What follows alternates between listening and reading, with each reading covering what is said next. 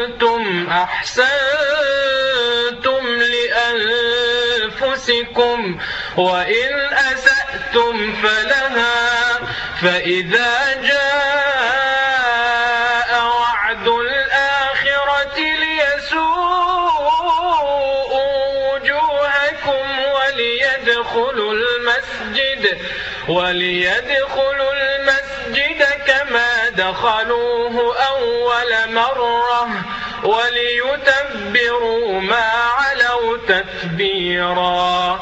عسى ربكم أن يرحمكم وإن عدتم عدنا وجعلنا جهنم للكافرين حصيرا.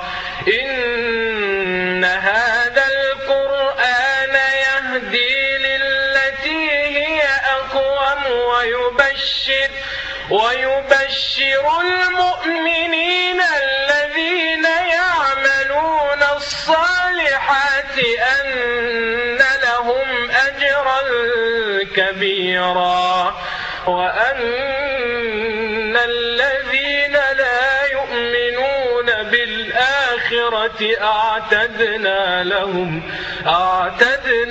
لهم عذابا أليما. ويدعو الإنسان بالشر دعاءه بالخير وكان الإنسان عجولا. وجعلنا الليل والنهار آيتين فمحونا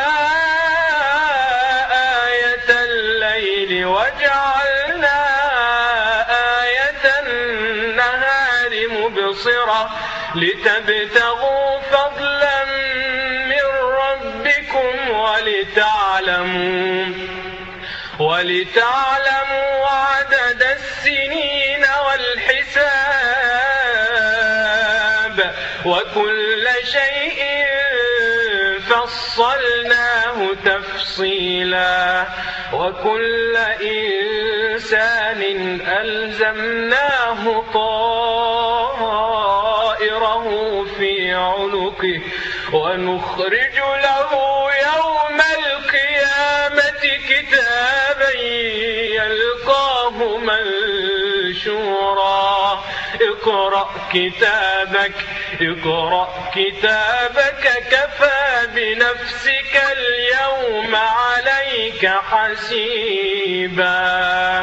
صدق الله العظيم.